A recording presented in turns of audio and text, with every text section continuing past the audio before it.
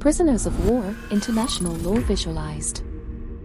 The Geneva Conventions codified the law relating to the treatment of prisoners of war.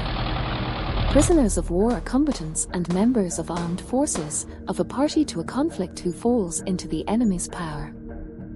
A person not considered a prisoner of war, like spies and mercenaries, is still entitled to minimum human rights guarantees, like due process, prohibitions on violence, humiliation, prostitution, and improper assault.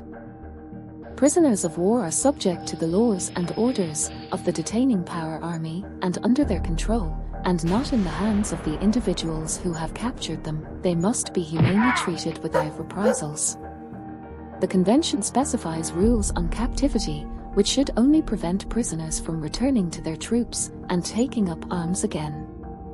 Every prisoner is bound to give his name and rank, while personal belongings like clothing remain in his possession. Prisoners must be evacuated from the combat zone and not exposed to fire.